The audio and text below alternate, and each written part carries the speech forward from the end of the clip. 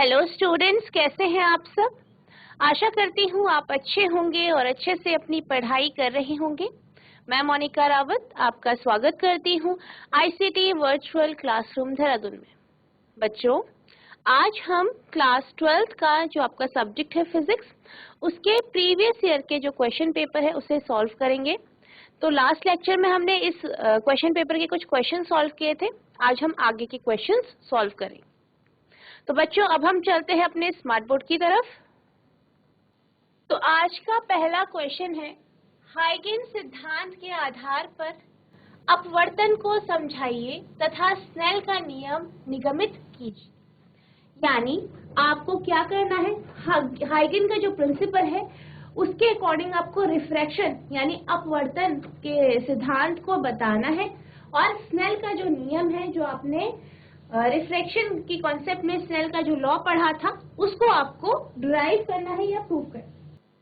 तो जैसे कि आप जानते हैं कि हम यहाँ रिफ्रैक्शन के बारे में पढ़ रहे हैं, अपवर्तन के बारे में पढ़ रहे हैं। इसका मतलब ये है कि जो आपकी लाइट रेज हैं वो आपकी जो एक मीडियम से दूसरे मीडियम पे जाए। बेसिकली एक जो मीडियम है या माध्यम है वो रेयरर होगा और दूसरा आपका डेंसर होगा, यानी एक विरल होगा और दूसरा सघन होगा। तो अगर हम हाइगन के प्रिंसिपल की बात करें तो हाइगन के प्रिंसिपल से हम ये समझते हैं कि हाइगन क्या कहते हैं बेसिकली कि एक लाइट सोर्स है, जैसे कि ये सपोज आपका लाइट सोर्स है, इससे क्या उत्पन्न हो रही है, लाइट उत्पन्न हो रही है। ठीक है, अब इससे जब लाइट उत्पन्न होगी, क्योंकि ये सोर्स है लाइट का, तो ये 3D फॉर्म में आपकी लाइट उत्पन्न होगी, यानी स्फेरिकल फॉर्म में आपकी लाइट उत्सर्जित होगी। अब क्या होगा, जब लाइट उत्सर्जित होगी तो इससे क्या होगा, आपके वेव फ्रंट उत्पन्न होंगे। क्या होगा, वेव फ्रंट, जो कि स्फेरिकल फॉर्म में इस तरीके से आगे गमन करे। तो इस तरीके से आपका प्राइमरी वेव फ्रंट जो है वो उत्पन्न होगा। फिर जो ये प्राइमरी वेव फ्रंट है, इसके जो हर एक पॉइंट है, यानी जो ये स्फेयर है, ये जो गोला है, इसका हर एक पॉइंट जो है एक सोर्स की तरह काम करेगा, सेकेंडरी सोर्स की तरह काम करेगा, और जो है सेकेंडरी वेव फ्रंट को उत्पन्न करेगा। क्या करेगा, सेकेंडरी वेव फ्रंट को उत्पन्न करेगा इस तरीके से। और ये भी आप जानते हैं, क्योंकि ये जो है लाइट का सोर्स है, तो ये भी आपका 3D फॉर्म में, यानी स्फेरिकल या किसी गोले के आकार में जो है आपके सेकेंडरी वेव फ्रंट, या जिसे आप वेवलेट कहते हैं, वो उत्पन्न करेगा।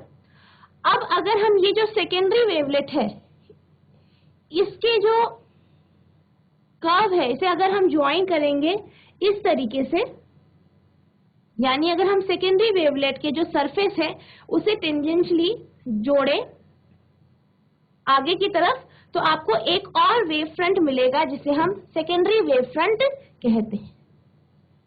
बेसिकली हाइगन ने क्या कहा कि जो एक लाइट का सोर्स है उससे क्या होता है, आपका वेव फ्रंट बनता है, उत्पन्न होता है। उस वेव फ्रंट का जो, क्योंकि वो स्फेरिकल फॉर्म में होगा, 3D है, गोले के फॉर्म में होगा, तो हर एक पॉइंट जो है लाइट के सोर्स की तरह, यानी लाइट के स्रोत की तरह काम करेगा, और हर एक पॉइंट जो है सोर्स की तरह काम करेगा। उनसे भी आपके जो है वेवलेट उत्पन्न होंगी। ठीक है, स्फेरिकल वेवलेट उत्पन्न होंगी। अगर हम इस स्फेरिकल वेवलेट्स जो हैं इनको अगर हम ज्वाइन करते हैं टेंजेंशियली, तो क्या होता है, आपको एक राउंड फिगर दिखाई देती है।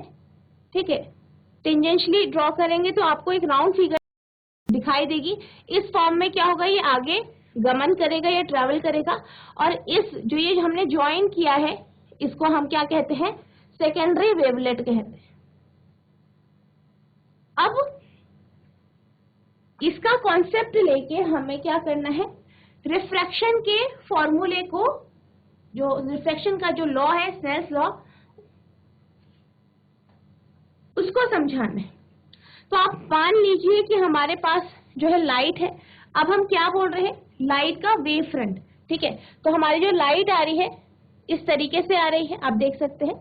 हमने इसकी 3 रेज ले ली है, 1 2 3 उसे नाम दे दिया है। अब क्या हो रहा है, ये इस तरीके से पड़ रही है लाइट। ठीक है, लाइट का ये क्या है, वेव फ्रंट है। अब आप देख सकते हैं कि जो रे ए है वो पहले जो है इस जो मीडियम 2 है जो कि एक डेंसर मीडियम है यानी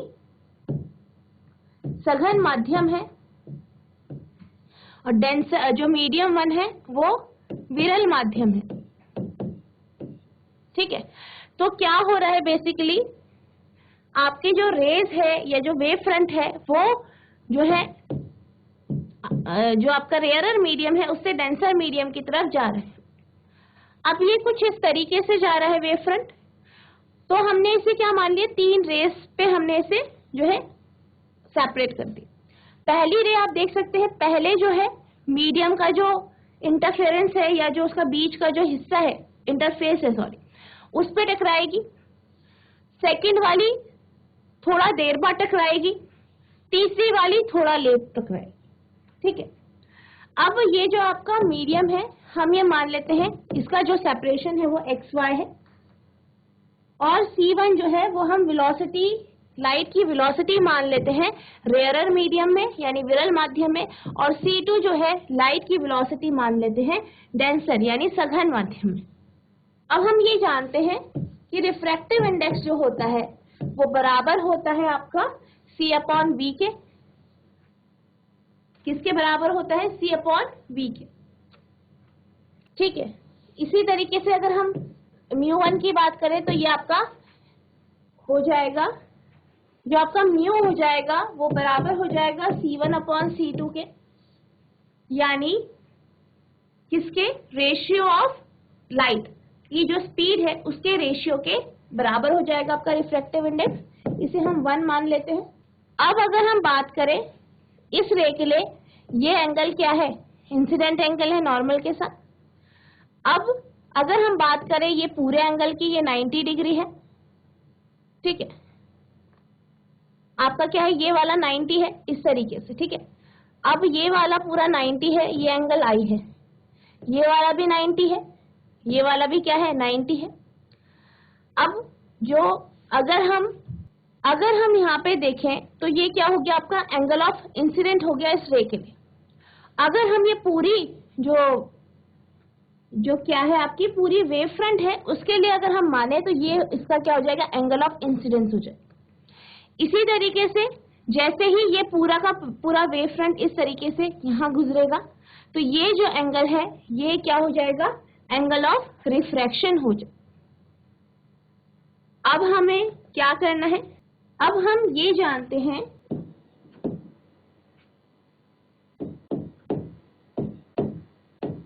हम इसे जो आपकी वेवलेट है, सॉरी जो आपका वेव फ्रंट है, जब वो रिफ्रैक्ट हो जाता है कंप्लीटली, हम इसे बी डी डैश ए मान लेते हैं, और ये ऊपर वाले को ए डी बी मान लेते हैं।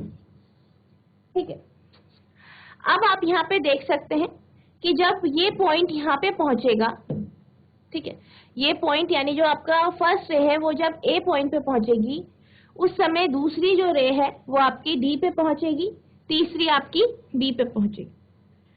अब क्या होगा, जब ये रे यहाँ यानी पॉइंट सी पे जाएगी तो आपका जो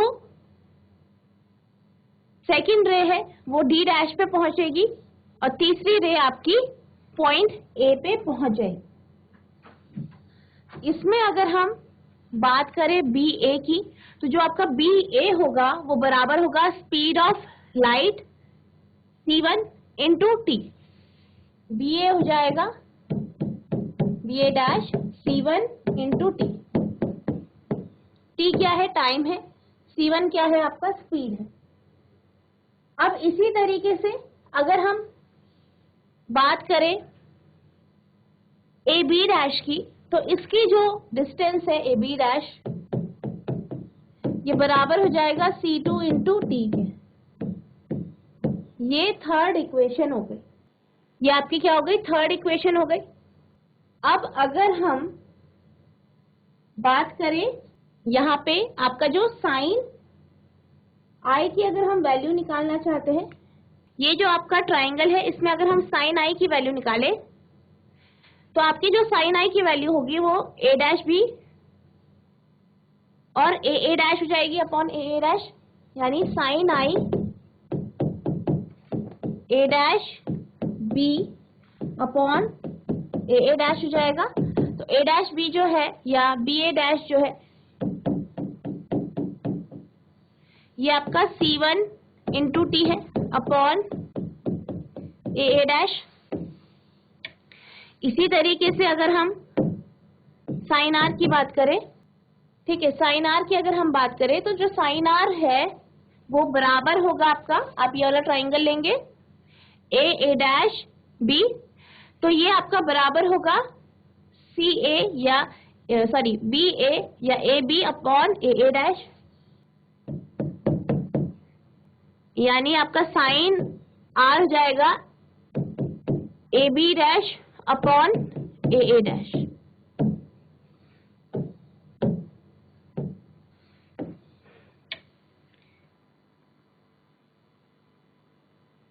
ठीक है, अब हम क्या कर लेते हैं, साइन आई अपॉन साइन आर का रेशियो ले लेते हैं।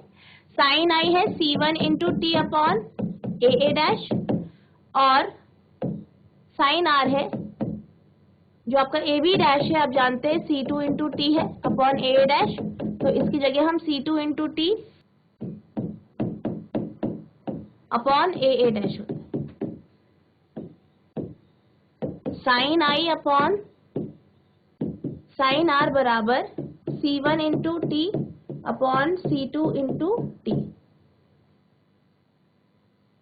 टी से T cancel, sine I upon sine are बराबर C1 अपॉन C2। अब अगर हम इक्वेशन 1 देखें तो C1 अपॉन C2 आपका म्यू के बराबर होता है।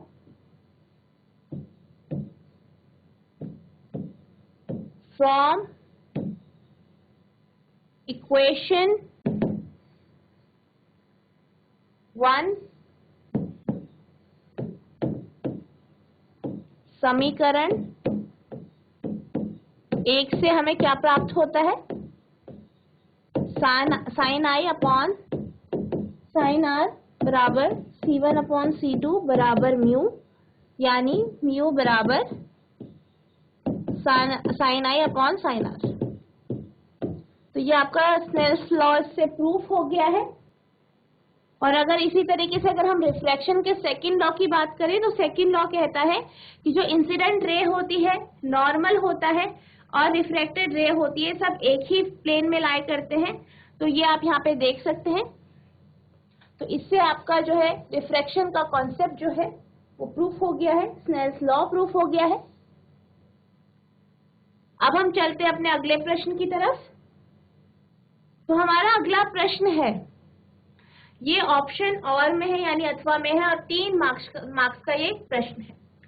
कांच n बराबर 1/5, यानी आपको अपवर्तनांक दिया गया है, रिफ्रैक्टिव इंडेक्स दिया गया है कांच का जो कि 1.5 है, कि द्विउत्तल लेंस की दोनों वक्रता त्रिज्याएं 30 सेंटीमीटर है। लेंस की वायु में फोकस दूरी ज्ञात कीजिए। जब इस लेंस को किसी पारदर्शी द्रव में डुबाया जाता है तो उसकी फोकस दूरी 120 सेंटीमीटर हो जाती है। द्रव्य का अपवर्तनांक ज्ञात कीजिए। Glass has both radius of curvature 30 centimetre. Find the focal length of the lens in air when this lens is immersed in a transparent liquid. Its focal length become 120 centimeter. Find the refractive index of the liquid. तो basically क्या बोला गया है कि आपको एक by convex lens दिया गया है। बाय कॉन्वेक्स लेंस यानी इस तरीके का आपको एक लेंस दिया गया है। अब ये जो लेंस है ये ग्लास का बना है और ग्लास का आपको रिफ्रैक्टिव इंडेक्स दिया गया है।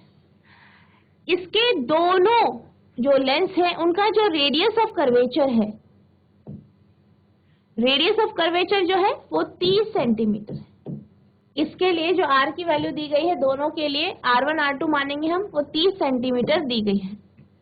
Find the focal length of lens in air. आपको क्या करना है, एयर में फोकल लेंथ निकालनी है। When this lens is immersed in the transparent liquid, तो जब इसे हम एक ट्रांसपेरेंट तरल में या पारदर्शी तरल में डालते हैं तो इसकी जो फोकल लेंथ है वो 120 सेंटीमीटर हो जाती है। आपको लिक्विड का रिफ्रैक्टिव इंडेक्स यानी अपवर्तनांक ज्ञात करना है। तो आपको जो जो इंफॉर्मेशन दी गई है उसको हम नोट डाउन कर लेते हैं। हम क्या करते हैं, सेंटर ऑफ कर्वेचर जो है दोनों लेंस के लिए या रेडियस ऑफ कर्वेचर दोनों लेंस के लिए हम ये मान लेते हैं वो 30 सेंटीमीटर। अब अगर हम फोकल लेंथ की बात करें तो फोकल लेंथ हमें सेकंड केस में दी गई है, ठीक है। अब अगर हम बात करते हैं R1 और R2 की, ठीक है, R1 और R2 की दोनों क्या है 30 सेंटीमीटर। पर हम क्या करते हैं, R1 पहली सरफेस के लिए है तो ये आपका पॉजिटिव होगा, ये प्लस 30 सेंटीमीटर होगा, और R2 किसके लिए है, इसके लिए है तो ये नेगेटिव में होगा 30 सेंटीमीटर। अब आपको फोकल लेंथ दी गई है सेकंड केस में, तो जो सेकंड केस में फोकल लेंथ दी गई है उसे हम f डैश मान लेते हैं, जो कि 120 सेंटीमीटर दी गई है। और आपको म्यू की वैल्यू दी गई है जो कि 1.5 है, म्यू या आप n लिख सकते हैं, आप दोनों में से कुछ भी यूज कर सकते हैं। ये आपका क्या है, रिफ्रैक्टिव इंडेक्स है। हम लेंस मेकर फॉर्मूला का यूज करेंगे, तो हम लेंस मेकर फॉर्मूले का हम यूज करते हैं, तो उसके अकॉर्डिंग 1/f बराबर होता है आपका mu minus 1 into 1/r1 minus 1/r2। अब अगर हम f की वैल्यू देखें तो हमारे पास f की वैल्यू नहीं है, हम इसे एज इट इज रख देंगे। म्यू की वैल्यू 1.5 माइनस 1/r1 जो है वो है प्लस 30 माइनस -30,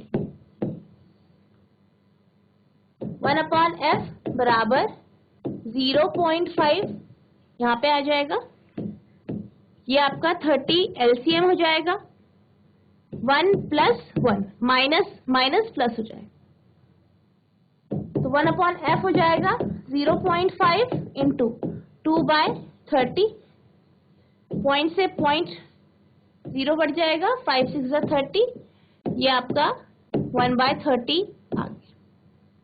या हम ये कह सकते हैं कि f की वैल्यू 30 सेंटीमीटर आ गई है। अब हमें क्या निकालना है, second case, when the lens is immersed in a liquid।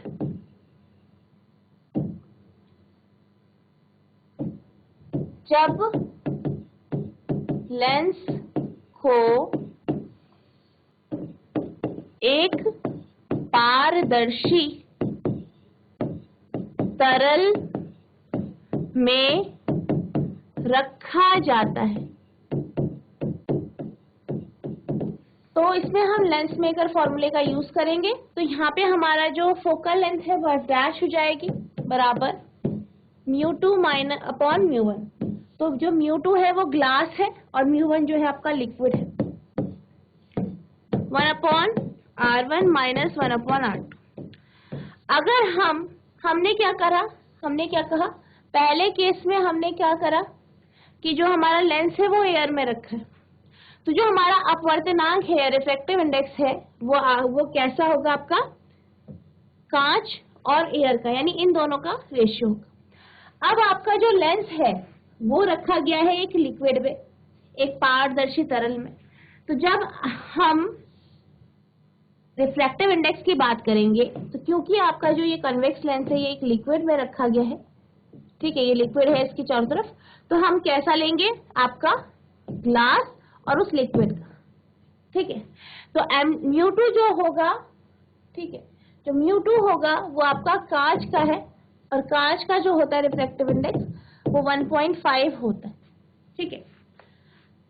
अगर हम कांच का यानी μ2 1.5 लेंगे, इसी तरीके से हम जब इस पहले केस की बात कर रहे थे, इसमें हमने एयर लिया था, तो एयर का जो म्यू होता है इस केस में भी μ2 क्या था 1.5 और μ1 क्या था 1 था, जिस कारण आपका म्यू की वैल्यू μ2 अपॉन μ1 बराबर 1.5i, क्योंकि डिनोमिनेटर में क्या है 1 है। अब इस केस में क्या होगा, μ1 जो है वो एक लिक्विड है, उसको हम μ1 ही रहने दें और हमें वो निकालना है, μ1 की वैल्यू निकालनी है। अब आप जानते हैं कि एफ डैश की वैल्यू कितनी है, 120 सेंटीमीटर बराबर μ2 कितना है आपका 1.5 ग्लास का, μ1 as it is -1, 1 upon R1 is 30 plus 30 minus R2 minus 30, 1 upon 120 बराबर 1.5 upon mu minus 1 into 1/30 plus 1/30। अब हम इसे सॉल्व करेंगे।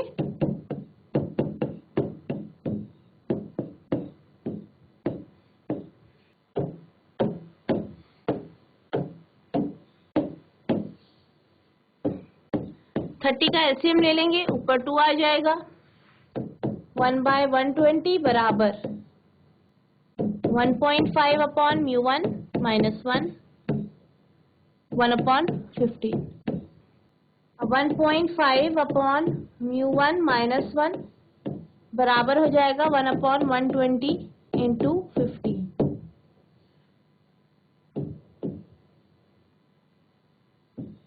15 8 जा 120 होता है, तो ये हो जाएगा 1.5 अपॉन μ1 माइनस 1 बराबर 1 upon 1.5 upon mu minus 1 equals to 1 upon 8 होता है। अब 1.5 अपॉन μ1 बराबर होगा 1/8 प्लस 1, 1.5 अपॉन μ1 बराबर 9/8। अब ये हो जाएगा μ1 बराबर 1.5 इंटू 8 अपॉन 9, 6 जा 90 होता है, 3 हो जाएगा, ये हो जाएगा आपका 4, तो ये हो जाएगा 1.3। तो ये रिफ्रैक्टिव इंडेक्स आ गया है लिक्विड का। आई होप आपको ये क्वेश्चन समझ में आया होगा। अब हम चलते हैं अपने अगले प्रश्न की तरफ। तो हमारा अगला प्रश्न है जो कि 3 मार्क्स का है, प्रकाश विद्युत प्रभाव संबंधी आइंस्टीन की समीकरण 1/2 mv मैक्स स्क्वायर बराबर h new minus new not की स्थापना कीजिए। इस समीकरण के आधार पर प्रकाश विद्युत प्रभाव के नियमों की व्याख्या कीजिए। Establish Einstein's equation 1/2 m v square max equals to h nu minus nu naught related to the photoelectric effect. Explain the law of photoelectric effect on the basis of this equation.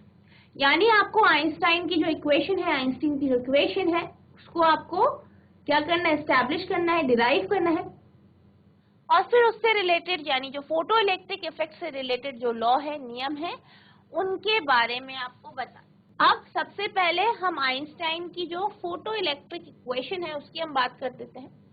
तो अगर हम conservation of energy की बात करें basically इस case में, तो आप ये जानते हैं कि जब हम फोटो इलेक्ट्रिक इफेक्ट की बात करते हैं तो क्या कहते हैं कि एक फिक्स फ्रीक्वेंसी की लाइट जो है या इंसिडेंट रे है, आपतित किरण जो है, हम किसी मेटल सरफेस पे डालते हैं।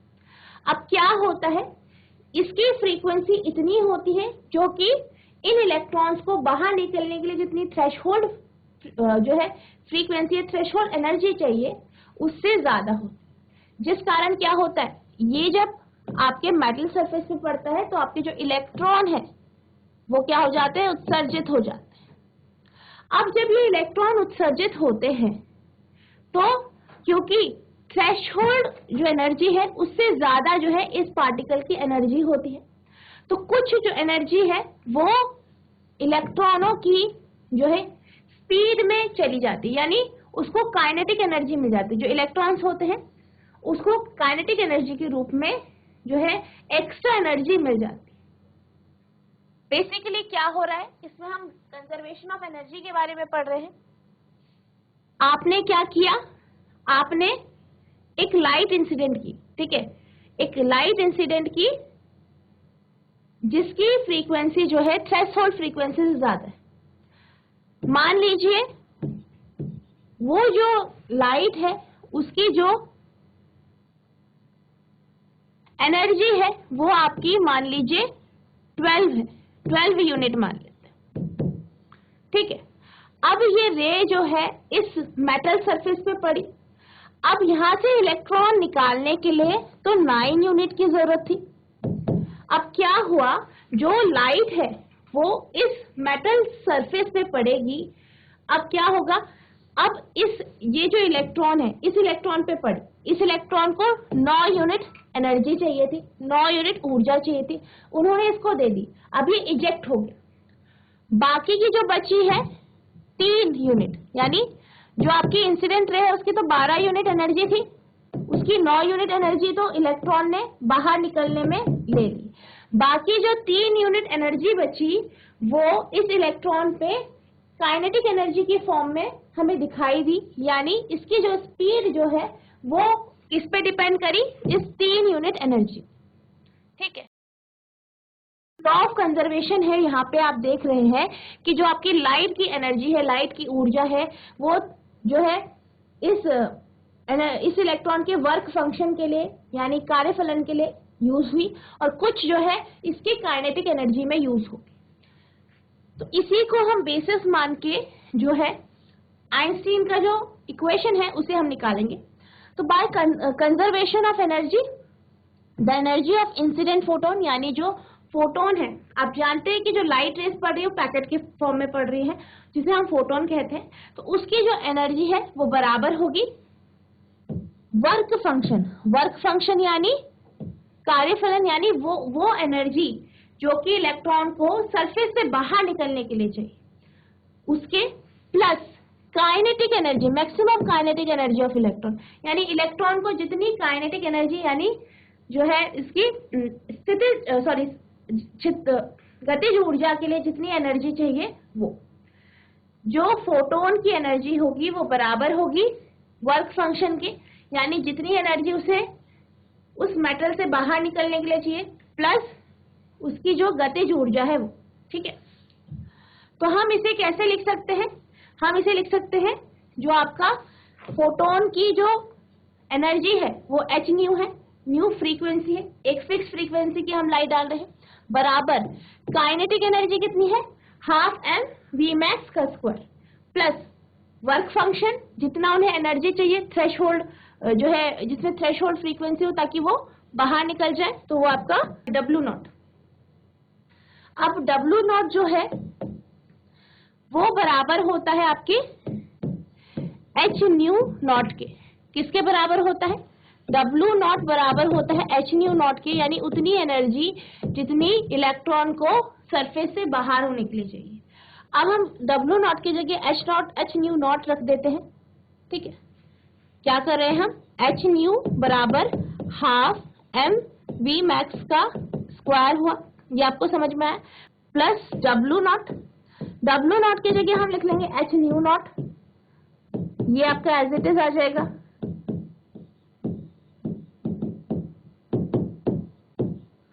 अब हमने क्या किया है, इस काइनेटिक एनर्जी को हम लेफ्ट में लेके गए और ये आपकी राइट में आ गई, तो क्या हो जाएगा, हाफ एम वी मैक्स का स्क्वायर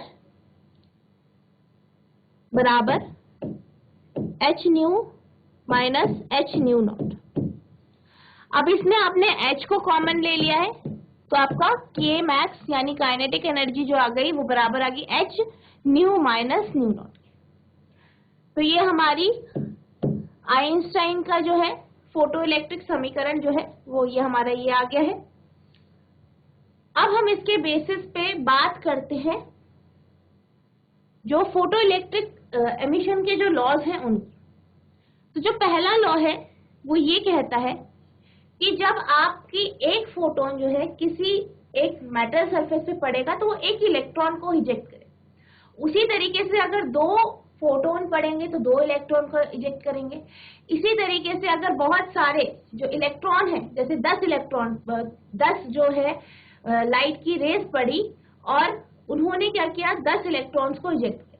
इसका मतलब ये है कि जो आपका इलेक्ट्रॉन इजेक्ट हो रहे हैं, ठीक है, फोटोन्स के कारण, वो फोटोन्स की इंटेंसिटी पे निर्भर करते हैं, यानी उनकी तीव्रता पे निर्भर करते हैं। Explanation of the effect of intensity. The increase of intensity means the increase of number of photons striking the metal surface at a unit time. As each photon ejects only one electron, so the number of ejection of electron increases. यानी क्या कह रहे हैं कि intensity यानी तीव्रता का क्या इफेक्ट होता है। तो जैसे कि हम ये जानते हैं, जैसे जैसे हम इंटेंसिटी को इंक्रीज करेंगे, तीव्रता को बढ़ाएंगे, तो वैसे वैसे नंबर ऑफ इलेक्ट्रॉन बढ़ेंगे। कैसे? अगर हम एक फोटोन की बात करें तो वो सिर्फ एक ही इलेक्ट्रॉन को इजेक्ट कर सकते हैं। अगर हम 2 फोटोन डालें तो 2 इलेक्ट्रॉन इजेक्ट होंगे। इसी तरीके से जैसे ही हम इंटेंसिटी को इंक्रीज करेंगे तो इलेक्ट्रॉन्स भी उसी तरीके से इंक्रीज होंगे। Explanation of threshold frequency. अब हम बात करते हैं कि थ्रेशहोल्ड फ्रीक्वेंसी की आखिर वो थ्रेशहोल्ड फ्रीक्वेंसी के को किस तरीके से एक्सप्लेन कर। अगर हम बात करें, हमने क्या कहा है कि जब भी जो फोटोन है वो एक जो लाइट रे है या फोटोन जो है वो एक फिक्स फ्रीक्वेंसी का जब पड़ता है जो कि थ्रेशहोल्ड फ्रीक्वेंसी से ज्यादा होता है, तभी आपका इलेक्ट्रॉन इजेक्ट होता है। अब क्या हो रहा है कि जो आपकी फ्रीक्वेंसी है वो थ्रेशहोल्ड फ्रीक्वेंसी से ज्यादा है, तो क्या होगा, अगर सिर्फ थ्रेशहोल्ड फ्रीक्वेंसी वाला ही फोटोन पड़ता है तो आपका सिर्फ इलेक्ट्रॉन इजेक्ट होगा। लेकिन अगर हम काइनेटिक एनर्जी की बात करें तो काइनेटिक एनर्जी हमें तब ऑब्जर्व होगी जब उसका जो है फ्रीक्वेंसी ज्यादा होगी थ्रेशहोल्ड फ्रीक्वेंसी। तो अगर हम बात करें थ्रेशहोल्ड फ्रीक्वेंसी की एक्सप्लेनेशन की, तो आप इसे इस तरीके से लिखेंगे, if nu is directly proportional to nu naught, that is the frequency of incident radiation is less than the threshold frequency। यानी अब वो ये कह रहे हैं अगर जो फ्रीक्वेंसी है रेडिएशन की वो कम होती है, इंसिडेंट जो रेडिएशन है उसकी जो फ्रीक्वेंसी है वो थ्रेशहोल्ड फ्रीक्वेंसी से कम होती है, तो जो काइनेटिक एनर्जी होगी वो नेगेटिव होगी। This is no physical meaning, यानी इसका कोई भी फिजिकल मीनिंग नहीं है। यानी अगर हम बात करें इंसिडेंट रेडिएशन की, उसकी अगर फ्रीक्वेंसी या उस जो फोटोन है उसकी फ्रीक्वेंसी अगर थ्रेशहोल्ड फ्रीक्वेंसी से कम है तो आपका इलेक्ट्रॉन्स जो है इजेक्ट नहीं होगा और आपकी काइनेटिक एनर्जी नेगेटिव हो जाएगी। इसी तरीके से अगर जो फ्रीक्वेंसी है वो ज्यादा है थ्रेशहोल्ड फ्रीक्वेंसी से, तो क्या होगा, आपका जो बाकी एनर्जी है वो काइनेटिक एनर्जी के रूप में इलेक्ट्रॉन को मिल जाएगी और उसको क्या करेगी, उसकी जो स्पीड है उसे इंक्रीज कर देगी। नेक्स्ट, अगर हम टाइम लैग के बारे में कहें तो फोटो इलेक्ट्रिक इफेक्ट जो है वो एक इलास्टिक कोलिजन होता है, यानी जो आपका एनर्जी का जो ट्रांसफर है, ठीक है, the transfer of energy of a photon two electron, electron तक जो एनर्जी का जो ट्रांसफर है वो कैसा होता है, कॉन्टिन्यूअस नहीं होता, एकदम होता है, ठीक है, लगातार नहीं होता। तो आई होप आपको ये समझ में आ गया होगा।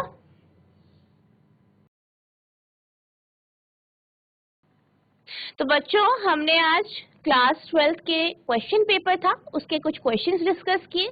आई होप आपको वो क्वेश्चन समझ में आ गए होंगे, आपने ध्यानपूर्वक सुना भी हो। तो बच्चों, आज के लिए बस इतना ही, मिलते हैं अब नेक्स्ट सेशन में, तब तक के लिए thank you and have a nice day.